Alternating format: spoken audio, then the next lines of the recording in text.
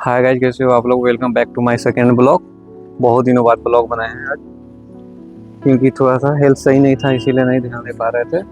थोड़ा पैर में फिर से दिक्कत हो गया था। अब दिक्कत नहीं है, क्योंकि डॉक्टर की थोड़ी सी लापरवाही की वजह से दिक्कत हुआ था। मेरे पैर में जो फिक्सेटर लगा था ना, उसमें चलने से पहले ये लॉक था, ये लॉक डॉक्टर ने लगाया था जहाँ पे दिखाए थे वहाँ पे, और बिना लगाए हमारे को चलने को अलाउ कर दिया था, जिसकी वजह से हड्डी में बहुत ज़्यादा गैप हो गया था। इसी में थोड़ा परेशान थे, दूसरी जगह दिखाने गए थे दूसरे डॉक्टर के पास, पर अब सही है, कोई दिक्कत ना है। अब गैप थोड़ा मेंटेन हो चुका है, थोड़ा बहुत है, नेक्स्ट मंथ तक फुल हो जाएगा वो भी। और अभी फिलहाल तो ठीक ठाक है, अब चल रहे हैं, कोई दिक्कत ना है। डॉक्टर बोला है कि नेक्स्ट मंथ तक कुछ अच्छा नहीं जा सकता है, पर अभी कोई दिक्कत नहीं है। अब तो बिना वॉल्कर के, बिना एसटी के भी अब चलते हैं, बहुत स्मूथ चलते हैं, कोई दिक्कत ना है, अच्छा से चल पा रहे हैं। चलने में कोई प्रॉब्लम नहीं होती है अब। थोड़ी बहुत पहले होता था वॉल्कर से, जिस समय चलते थे स्टिक से चलते थे, पर अब तो कोई दिक्कत नहीं है,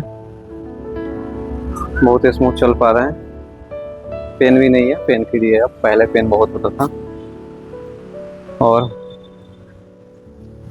लगता है कि हड्डी कुछ पकड़ चुका है, इसलिए इसे पेन नहीं हो रहा था। कम जुटा था पहले तो उस समय बहुत पेन होता था चलने में, फिर भी चलना पड़ता था ताकि ब्लड सर्कुलेशन सही रहे। चलते हैं, रोज सुबह आते हैं, पहले की तरह ही है, सुबह में शाम में दोनों टाइम आते हैं और प्रैक्टिस करते हैं, चलने का प्रैक्टिस करते हैं, ताकि पैर का रिदम अच्छा से बन सके, चलने में दिक्कत ना हो। और सुबह शाम पहले की तरह भी फिर से एक्सरसाइज करना स्टार्ट कर दिए। बीच में तो थोड़ा कम कर दिए थे, क्योंकि दर्द बहुत आता था, दिक्कत हो गया था कुछ, पर अब नहीं, अब एक्सरसाइज भी करते हैं, टहलते भी हैं दोनों टाइम, सुबह शाम। अब ऐसे लगता है नेक्स्ट मंथ 2 मंथ के अंदर कुछ बढ़िया हो सके। फिक्सेटर निकलने का चांस बनता है, फिक्सेटर निकाल के डॉक्टर फिर से पीटीबी कास्ट करेगा, हमारे को बोला है। पीटीबी कास्ट करेगा तो थोड़ा सा ही कंफर्टेबल हो जाएगा कि आदमी चैन से सो पाएगा ना। इसके फिक्सेटर की वजह से चैन से सो भी नहीं पाते हैं ना, बहुत दिक्कत होता है सोने में।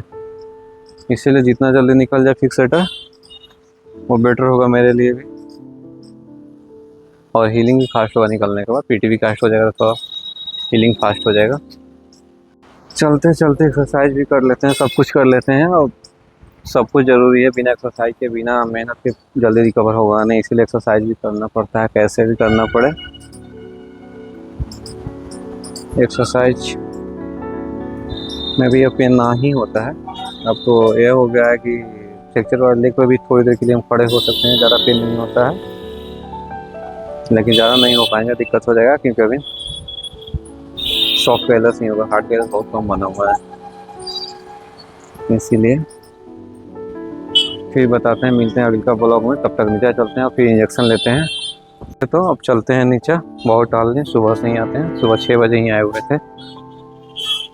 अब नीचे चलते हैं, कहते हैं सीढ़ी उतरने में कोई दिक्कत ना होता है, सीढ़ी भी बहुत आसानी से उतर लेते हैं, बस यही है कि फ्रैक्चर लेग को आगे करना पड़ता है। अभी इंजेक्शन की तैयारी कर रहे हैं, इंजेक्शन लगाते हैं। इंजेक्शन हम रोज़ लेते हैं, 30 दिन का डोज है, अभी 2-3 दिन और बचा हुआ है।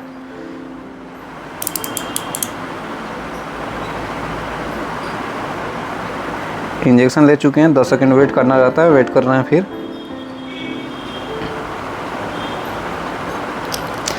हो गया इंजेक्शन कंप्लीट।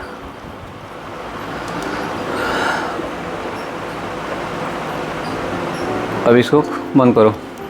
इंजेक्शन ले चुके हम,